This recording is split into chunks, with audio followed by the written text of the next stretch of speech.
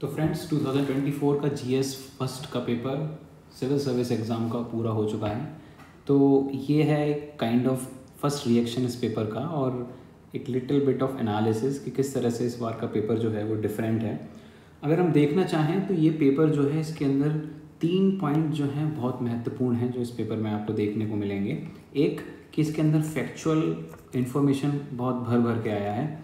उसके बाद फिर हम देखेंगे कि बेसिक जो चीज़ें हैं वो पूछी गई हैं, तो आप एनसीईआरटी पर रिलाई कर सकते हो अगर इस पेपर को देखोगे तो। और उसके साथ जो सबसे ज़्यादा एक इम्पॉर्टेंट पॉइंट है वो है कि होप बिल्डिंग।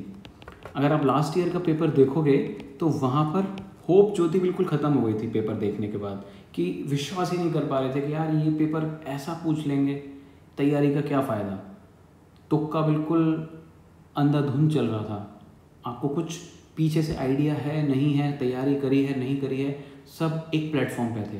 परंतु इस बार का पेपर देखोगे तो उससे आपको होप मिल रही है कि हाँ, हम इस पेपर के थ्रू देख सकते हैं कि ना हमने जो मेहनत करी है उसका रिजल्ट आएगा, हम अटेम्प्ट कर पा रहे हैं, क्वेश्चन को समझ पा रहे हैं, देख पा रहे हैं। इसके साथ साथ अगर मोटा मोटा सा और एक एनालिसिस किया जाए तो देखा जाएगा कि जैसे लास्ट ईयर उन्होंने क्वेश्चन पूछ लिए थे इस टाइप के कि ना कितनी पेयर हैं, तो वो पेयर वाला जो कंसेप्ट है उसको रिड्यूस कर दिया गया है। लगभग 17 क्वेश्चंस में ही है वो। पिछली बार अराउंड 45-46 क्वेश्चंस थे, बट इस बार उसको रिड्यूस कर दिया गया है। और जो नंबर ऑफ क्वेश्चंस हैं जिनको इंक्रीज़ किया गया है वो है स्टेटमेंट टाइप के क्वेश्चन। तो आपको ये दिख रहे होंगे कि ना स्टेटमेंट 1, स्टेटमेंट 2, और ये स्टेटमेंट वाले क्वेश्चन लास्ट ईयर भी आए थे, तो इसका काइंड ऑफ सभी को अनुमान था कि ना ये पूछे जाएंगे। और एनीवे इसके बारे में हम अगर प्रीवियस ईयर क्वेश्चन को सॉल्व करेंगे 20-25 ईयर्स बैक देखेंगे तो ये बहुत आसानी से सॉल्व किए जा सकते हैं कंपैरेटिव टू ये पेयर वाले क्वेश्चन जो हैं, तो इसमें इतना ज़्यादा परेशानी नहीं हुई होगी। साथ ही साथ जो क्वेश्चंस हैं यहाँ पर 2 ऑप्शंस वाले जो होते हैं, 1 ओनली ट्रू और 2 ओनली ट्रू, इन वाले क्वेश्चंस को भी अच्छा खासा पूछा गया है और ये डूएबल होते हैं कंपैरेटिव टू जो हम पेयर वाले क्वेश्चन होते हैं उसके। इसके अलावा जो डायरेक्ट क्वेश्चन होते हैं जब इन्फॉर्मेशन बेस्ड होते हैं कि इधर यू नो और you don't know, if you know you will attempt them, if you don't know then you can leave them. तो जैसे ये वाला क्वेश्चन था कि ना 2 largest cocoa producer in the world, तो इसको आप जानते हो तो आप लगा दोगे इसका आंसर सी, नहीं जानते तो फिर आप उसमें गैस नहीं कर सकते। तो इस तरह के क्वेश्चंस भी इस बार पूछे गए।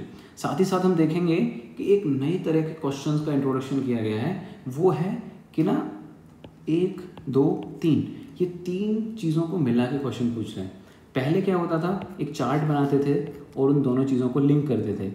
जैसे उन्होंने पूछ लिया कि ये माउंटेन रीजन कहाँ पर है, किस कंट्री में है, या फिर कौन सा कंट्री इसकी बाउंड्री किससे टच हो रही है। इस तरह के क्वेश्चन आप पीछे के ईयर्स में देखोगे। But this time what they have said, what they have asked is कि वाटरफॉल, फिर उसका रीजन भी पूछ लिया और फिर रिवर भी पूछ लिया। तो इनका पीएनसी अगर हम देखेंगे तो काफ़ी डिफरेंट होता है। तो इन क्वेश्चंस को थोड़ा हार्डर साइड पे हम जा सकते हैं, बट उसके अलावा ये क्वेश्चंस जो हैं अगर इसमें थोड़ी सी भी आपको इन्फॉर्मेशन पता है तो किसी भी जगह से आप इसको एलिमिनेट कर सकते हो। तो ये फैक्चुअल क्वेश्चंस हैं इसमें, if you know you can mark them, if you don't know then you can't. But एक और क्वेश्चन था जो बड़ा इंटरेस्टिंग था, जो कि एक ही क्वेश्चन है पूरे पेपर में, वो है 3 स्टेटमेंट वाला, स्टेटमेंट 1, स्टेटमेंट 2, स्टेटमेंट 3। तो ये यूनिक क्वेश्चन है और वी कैन एक्सपेक्ट कि ना इस लाइन पे आने वाले साल में जो क्वेश्चन पेपर बनेगा 2025 में या 6 में, वहाँ क्वेश्चन ऐसा पूछ सकते हैं। तो इसको हम देख सकते हैं कि उन्होंने स्टेटमेंट इस तरह से दिया है कि both statement 2 and 3 are correct and both of them explain 1। तो 2 and 3 रिलेट कर दी हैं स्टेटमेंट 1 से। और फिर अगर आप इसका बी और सी ऑप्शन देखोगे कि both statement 2 and 3 are correct but only 1 of them explain statement 1, कि इनमें से कोई सा एक स्टेटमेंट है 2 या 3 में से जो एक्सप्लेन कर रहा है। तो इस तरह का एक क्वेश्चन है जो अभी तक नहीं देखा गया है। अगर आप पीछे प्रीवियस ईयर भी देखोगे तो वहाँ पे भी इस तरह का क्वेश्चन नहीं आया है। तो एक ये यूनिक है, हो सकता है कि आने वाले टाइम में ये पूछा जाए। और हर बार की तरह जो IR है, इंटरनेशनल रिलेशन और बाउंड्रीज, तो उसके क्वेश्चन पूछे जाते हैं। जैसे यहाँ नॉर्थ सी का क्वेश्चन पूछा गया है। इसके अलावा ज्योग्राफी में ये माउंटेन रीजन के ऊपर क्वेश्चन पूछा गया है। तो ज्योग्राफी का जो वेटेज है वो बढ़ गया है, परंतु जो ज्योग्राफी का वेटेज है उसके अंदर फैक्चुअल और एनसीईआरटी बेस्ड क्वेश्चन है। अगर आप देखोगे तो इस कोरियोलिस फोर्स वाला हो गया, और ये 21 जून वाला हो गया, वाटर वेपर का हो गया, एनुअल रेंज ऑफ टेम्परेचर हो गया, ट्रॉपिकल रीजन वाला पीटलैंड का क्वेश्चन हो गया। तो यहाँ पर आप देखोगे कि इस तरह के क्वेश्चन है।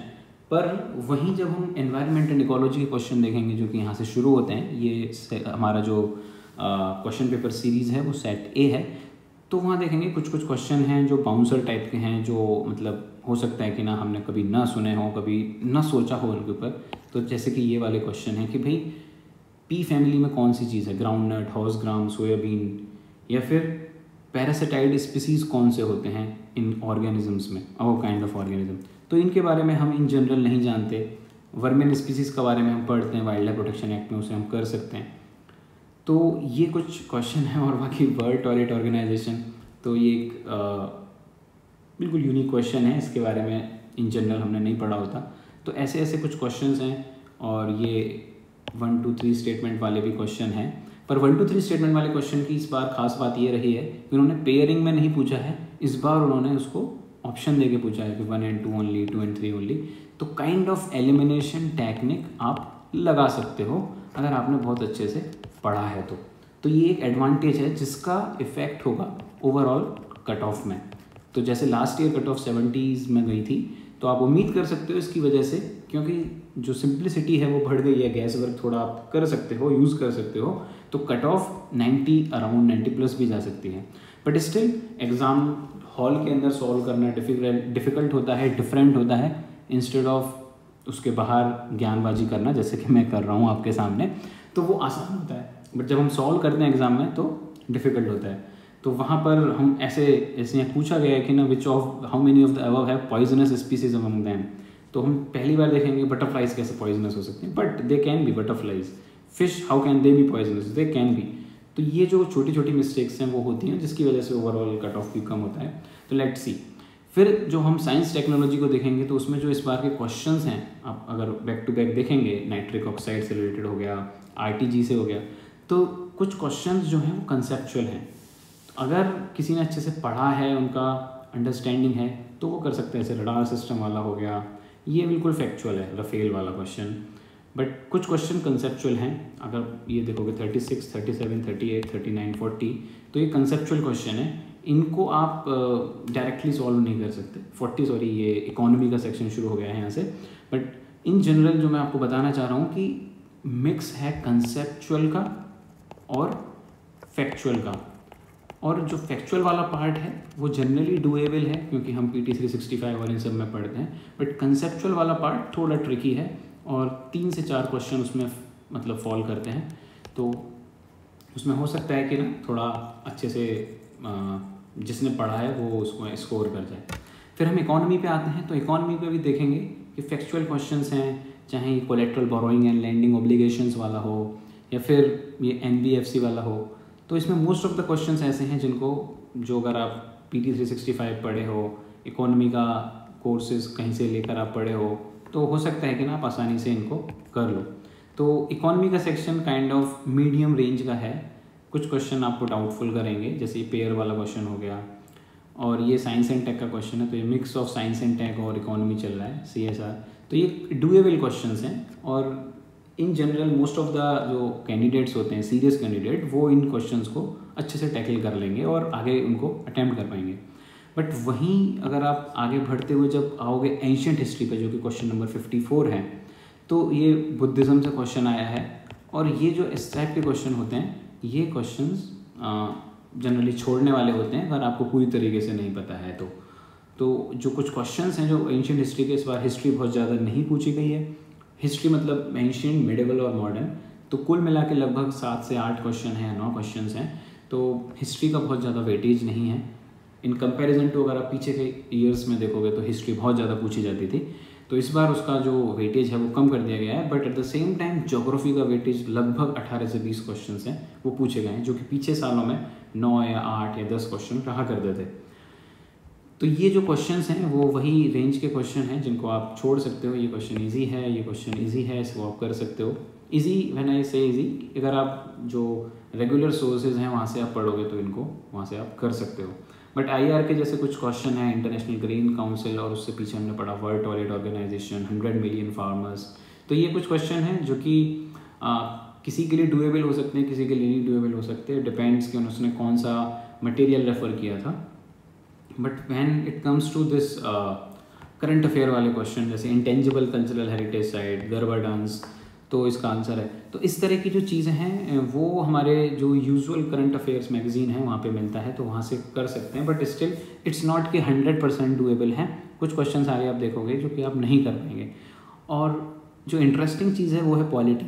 तो पॉलिटी के अंदर देखोगे आप लक्ष्मीकांत पढ़ रहे हो तो लक्ष्मीकांत इज़ काइंड ऑफ कि यहाँ पर सब कुछ एज इट इज़ वहाँ से यूज़ करके आप कर सकते हो। जैसे ये वाला क्वेश्चन है करंट अफेयर का, ये लक्ष्मीकांत का है, ये IR से है। तो ये हम not IR but you can say कि IR का एप्लीकेशन है और वहाँ पर हम देखते हैं पढ़ते हैं कि ना किस कंट्री में कितना है। तो इसको आप ह्यूमन ज्योग्राफी से कह सकते हो इंस्टेड ऑफ IR। तो ह्यूमन ज्योग्राफी का ये क्वेश्चन है, उन्होंने पूछा एजिंग से रिलेटेड। बाकी ये लक्ष्मीकांत का क्वेश्चन इसे आसानी से कर सकते हो। ये क्वेश्चन इस बार इंटरेस्टिंग है जो कि PCS में जनरली पूछा जाता है, SSC टाइप में पूछा जाता है। तो ये एक यूनिक काइंड ऑफ क्वेश्चन है जो कि पूछा गया है। तो जैसे कि हम देखते हैं हर बार कुछ ना कुछ यूनिक क्वेश्चन होता है। लास्ट ईयर गेम से रिलेटेड पूछा था, स्पोर्ट्स से रिलेटेड क्वेश्चन पूछा था, फिर चेस वाला क्वेश्चन पूछ लिया था। इस बार ऐसा कुछ नहीं है, तो इस बार उन्होंने रैंक के ऊपर पूछ लिया इंडियन डिफेंस फोर्सेस की। तो इस तरह के क्वेश्चन होते हैं और उनसे हमें ट्रेंड सेट नहीं कर लेना चाहिए कि ना अच्छा अब हम यही सब कुछ पढ़ेंगे, वो डिफरेंट होता है। ये लक्ष्मीकांत वाला है, लक्ष्मीकांत ये इन्फॉर्मेशन बेस्ड है, इसको पता है तो ठीक है, अदरवाइज़ इसको लीव कर सकते हैं क्योंकि ये पेयर वाला क्वेश्चन है। ये फिर लक्ष्मीकांत से देखेंगे, ये लक्ष्मीकांत से देखेंगे, ये लक्ष्मीकांत का थोड़ा सा एप्लीकेशन करंट अफेयर में आप इसको डाल सकते हैं। और ये जैसे ऑपरेशंस होते थे आर्मी के, इन जनरल हम देखते हैं कि नहीं पूछे जाते थे, बट इस बार ये भी ऑपरेशंस वगैरह भी पूछे गए। तो इससे आप ट्रेंड सेट मत करिएगा कि ना इस बार ये पूछा है तो अगली बार भी आएगा, क्योंकि वो काइंड ऑफ डिफरेंट क्वेश्चंस पूछते रहते हैं, हर बार कुछ ना कुछ इनोवेटिव करने के लिए डालते रहते हैं। बाकी ये बॉर्डर वाला ज्योग्राफी का इस टाइप का क्वेश्चन आता रहता है। और स्कीम बेस्ड क्वेश्चन पिछले 1-2 साल में हम देखे थे कि स्कीम बेस्ड क्वेश्चन भी उन्होंने दोबारा से पूछने शुरू करें। तो ये स्कीम बेस्ड क्वेश्चन है और आगे भी 2-3 स्कीम के आप देखेंगे। और ये एथिक्स कमेटी वाला क्वेश्चन है, ये NCR लक्ष्मीकांत बेस्ड है। एक्सरसाइज मित्र शक्ति जो कि मतलब हम पढ़ते थे बट नियर अगर हम देखें पिछले 5, 4 या 6 साल को देखेंगे तो उसमें नहीं पूछा गया, तो इस बार उन्होंने ये पूछा है। बाकी रिट का क्वेश्चन, यूनियन बजट का क्वेश्चन और गवर्नर का क्वेश्चन सब लक्ष्मीकांत बेस्ड हैं, मोस्टली डूएबल हैं और आसानी है, जिसकी वजह से ये सारे जो क्वेश्चन हैं हमने देखे हैं ज्योग्राफी वाले, इकोनॉमी के डूएबल वाले क्वेश्चंस और साइंस एंड टेक के डूएबल वाले क्वेश्चन, प्लस ये पूरा पॉलिटी वाला सेक्शन, ये सब हेल्प करेगा इसको जो हमारी कट ऑफ है ऊपर ले जाने के लिए। फिर ये वाला एक यूनिक क्वेश्चन पूछा है, वो है बुक, जो कि जनरली अगर आप पीछे के 8 या 10 साल भी देखोगे तो वह बुक से रिलेटेड क्वेश्चन नहीं पूछा कि who is the writer, who is the author of the book. तो इसका आंसर तो वैसे आपको पता है, जयशंकर हमारे एक्सटर्नल अफेयर मिनिस्टर। तो ये काइंड ऑफ डिफरेंट क्वेश्चंस हैं और बट इनसे हमें ट्रेंड सेट नहीं समझना। ये बाउंसर्स कह सकते हो जो कि हर साल UPSC इंट्रोड्यूस करता है, तो ये आते जाते रहेंगे। बाकी ये जो ज्योग्राफी बेस्ड इंटरनेशनल रिलेशन के बैक टू बैक क्वेश्चन आए, रेड सी और तो ये एक्सपेक्टेड लाइन पर हैं, इनका हम जनरली PT 365 या पीछे के जो और करंट अफेयर मैगजीन्स होती हैं डिफरेंट कोचिंग्स की, फोरम की या फिर इनसाइट्स की, तो उसमें आपको मिलेंगे। तो ये उसी लाइन पर हैं और ये मीडियम रेंज वाले क्वेश्चन हैं जिनको not most of the people but some of the people will definitely able to solve that. Plus ये फिर NCR लक्ष्मीकांत वाला क्वेश्चन है, ये लक्ष्मीकांत वाला क्वेश्चन है, लक्ष्मीकांत का है। और ये करंट अफेयर से क्वेश्चन है जिसको हम डायरेक्टली एलिमिनेट करके कर सकते हैं। ये भी करंट अफेयर न्यूज़पेपर, और ये देखिए स्कीम वाला क्वेश्चन है और ये भी स्कीम वाला क्वेश्चन है। तो लगभग 4 क्वेश्चन हैं जो स्कीम वाले हैं, पहले जो कि थे नहीं, इस बार पूछे गए हैं। तो आप देख सकते हो कि ना स्कीम को थोड़ा हम पढ़ लें और थोड़ा सा करंट अफेयर्स का जो सेक्शन है वो अराउंड 16-18 है। तो जिस पेपर को हम अभी देख रहे हैं, इस पेपर को देख के ऐसा लगता है कि ना करंट अफेयर और इन सब के वेटेज की वजह से, इजी पेपर होने की वजह से, पॉलिटी का और इसके साथ ज्योग्राफी वाला सेक्शन का ईज हो जाना और उनका वेटेज भी बढ़ जाना, नंबर ऑफ़ क्वेश्चंस बढ़ जाना, तो आप डेफिनेटली पाओगे कि ना जो हमारी कट ऑफ है वो बढ़ेगी। बट पेपर जो था वो होप गिविंग है, इसको देख के हम समझ सकते हैं कि हमने जो मेहनत करी है वो कितना हम रिप्रोड्यूस कर पा रहे हैं कि नहीं कर पा रहे। लास्ट ईयर की तरह नहीं है जहाँ पर हमारा पूरा ट्रस्ट हिल गया था UPSC से कि ना एक काइंड ऑफ जो क्वेश्चन पूछे थे उन्होंने, तो इस बार ऐसा नहीं है। तो ट्रस्ट करके इस प्रोसेस को अच्छे से फॉलो कर सकते हैं और होपफुल हो सकते हैं कि ना आने वाले सालों में भी कुछ अच्छे से क्वेश्चन पेपर सेट किए जाएँ जैसे कि इस बार किया गया है। बट फिर मैं यही बोलना चाहूँगा कि ऐसा ना समझा जाए कि ना ये जो क्वेश्चन पेपर है वो बिल्कुल वैसे टाइप का ही नेक्स्ट ईयर होगा, क्योंकि लास्ट ईयर बिल्कुल डिफरेंट पेपर था, इस बार का डिफरेंट पेपर है। तो हर साल अनप्रडिक्टेबिलिटी के साथ पेपर बनाया जाता है यूपीएससी का, बट वी कैन से कि ना कभी इजी कभी हार्ड कभी डिफरेंट लाइन में क्वेश्चन पेपर बनता है, तो हम उसके हिसाब से 2025 2026 की प्रिपरेशन अपनी कर सकते हैं। So this paper was hope giving, this paper was one which was a mix of factual and basic. NCERT based आप पढ़ सकते हो। बेसिक जो बुक्स हैं हमारी लक्ष्मीकांत वो हमारे को हेल्प करने के लिए आई थी इस वाले पेपर को सॉल्व करने में, और बाकी कुछ क्वेश्चन जो बिल्कुल बाउंसर होते हैं वो हैं ही हमेशा की तरह, जैसे हिस्ट्री में हमने देखा, बट साइंस एंड टेक के अंदर थोड़ा उन्होंने कंसेप्चुअल वाला पार्ट बढ़ा दिया है। तो ये कुछ एक मोटा मोटा ओवरऑल एनालिसिस था। बाकी सी सेट का एनालिसिस सी सेट के बाद देखेंगे। अच्छा पेपर था ये, इसको करके काफ़ी लोगों को हो सकता है कि अच्छा स्कोर ना भी करें बट कॉन्फिडेंस आएगा, उस टाइप का पेपर था। So it was a good move from UPSC. Okay, so thank you very much.